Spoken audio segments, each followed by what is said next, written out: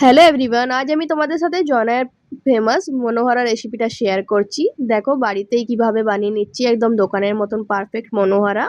তার জন্য আমি আগে ছানাটাকে রেডি করে নেবো। আমি 1 লিটার দুধ নিয়ে নিয়েছি এখানে। দেখো দুধটা ফুটে উঠেছে। এবার আমি গ্যাসটাকে অফ করে দিয়েছি, দিয়ে ভিনিগার আর জল মিশিয়ে অল্প অল্প করে দিয়ে আমি ছানাটাকে রেডি করে নিচ্ছি। দেখো ছানা রেডি। ছানাটাকে একটু ফ্রেশ জল দিয়ে ধুয়ে নেবো দুবার করে। তারপরে দেখো জলটা ঝরিয়ে আমি নিয়ে নিয়েছি। ঠান্ডা হয়ে যেতে ভালো করে হাতের তালু দিয়ে আমি মেখে নিচ্ছি এটাকে।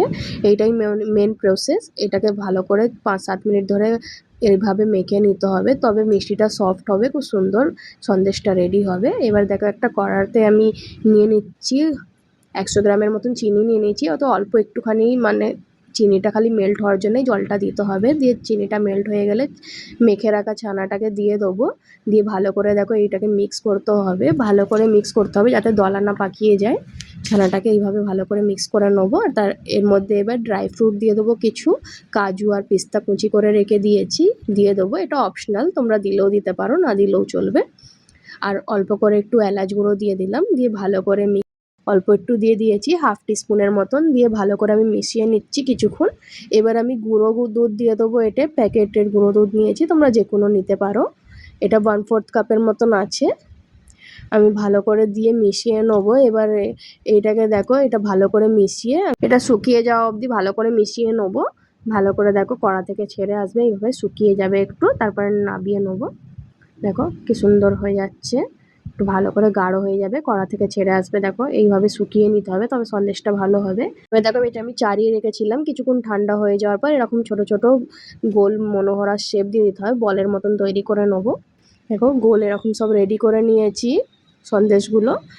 এবার আমি ওই কড়াটাতে ধুয়ে আবার চিনি নিয়ে নিয়েছি। অর্ধেক চিনিটা আগে ইউজ করেছি আর অর্ধেকটা পরে। 200 গ্রামের মতন আমি চিনি এতে টোটাল ইউজ করেছি। এতে আমি 100 গ্রাম চিনি নিয়ে নিয়েছি। যতটা চিনি তার অর্ধেক জল নিয়ে ভালো করে এরকম দেখো শিরাটাকে রেডি করে নেবো। এরকম গাঢ় হয়ে যাবে, ততক্ষণ ফুটিয়ে নেবো। এরকম খন্তি থেকে দেখো লম্বা তারের মতন পড়বে, তাহলে পারফেক্ট হয়ে যাবে।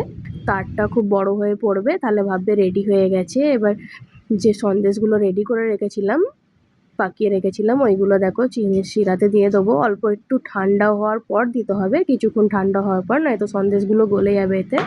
কিছুক্ষণ ঠান্ডা হওয়ার পর তারপরে এতে এক এক করে দিয়ে এরকম চামচের সাহায্যে এটা তুলে নিতে হবে। ভালো করে চারিদিকে এটাকে দিয়ে চিনির শিরাটা এর মধ্যে আস্তে আস্তে করে চামচের সাহায্যে তুলে নিতে হবে। নিয়ে দেখো একটা আমি এখানে প্লেট রেখেছি, কাগজের প্লেট, ঘি মাখিয়ে ভালো করে রেখে দিয়েছি। এর মধ্যে সব মনোহরাগুলো আমি এক এক করে রেডি করে নিয়েছি। দেখো ঠান্ডা হওয়ার জন্য রেখে দিলাম কিছুক্ষণ।